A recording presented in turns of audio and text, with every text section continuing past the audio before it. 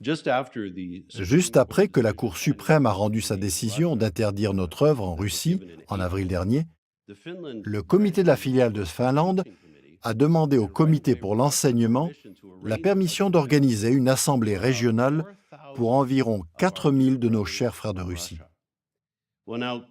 Coïncidence ou pas, en janvier, je me sentais un peu fatigué et comme j'ai de bons amis en Finlande, je m'étais organisé pour assister avec eux à une assemblée régionale en juin.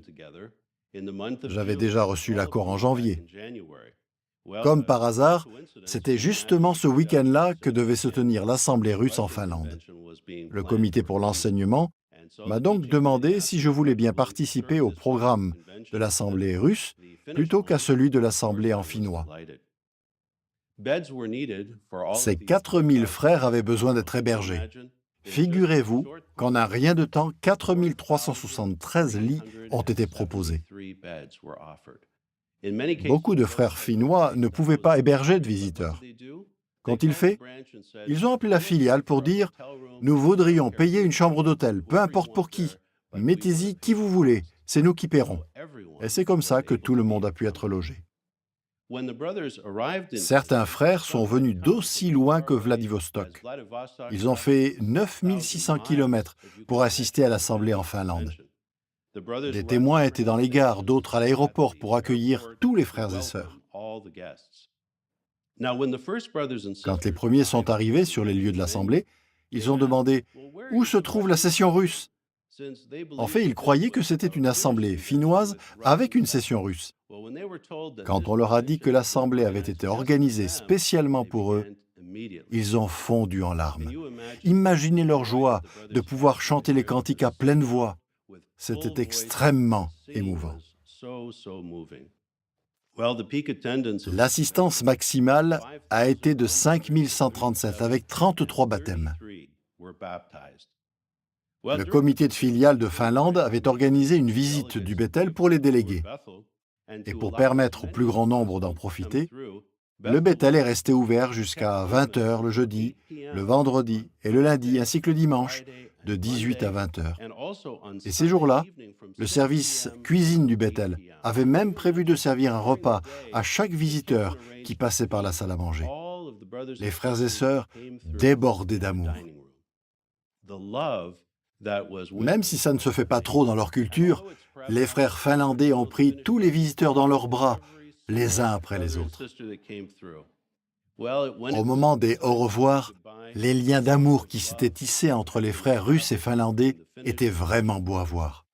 On pensait tous qu'on serait en larmes en voyant les frères repartir en Russie, avec toutes les épreuves qui les attendaient là-bas. Mais impossible de pleurer, tellement ils étaient heureux d'avoir assisté à l'Assemblée.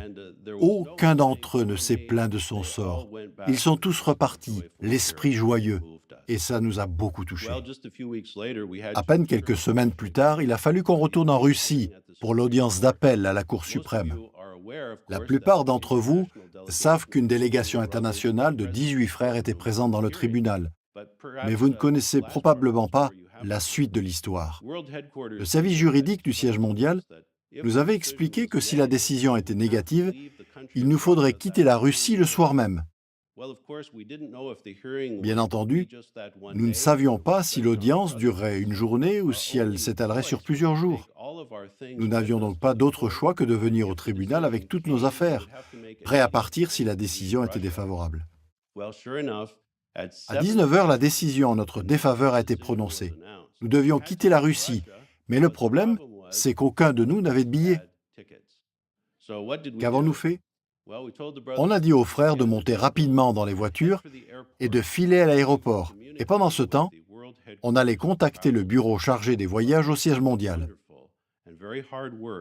Les frères et sœurs de ce service ont fait un travail formidable, à tel point qu'à mi-chemin de l'aéroport, nous recevions déjà par email les billets pour les 18 frères. Ainsi, grâce à la faveur imméritée de Jéhovah, tout le groupe a pu embarquer sur le même vol, le dernier à quitter Moscou. Vers 1h du matin, on est arrivé à Riga, en Lettonie. On a vraiment eu le sentiment que c'est Jéhovah lui-même qui nous a fait sortir de la Russie et nous a emmenés en lieu sûr. Tous les frères et sœurs que j'ai rencontrés lors de ces déplacements tenaient à vous transmettre leur chaleureux amour chrétien et leurs salutations. Ils vous font savoir que tout comme vous priez pour eux, ils prient pour vous.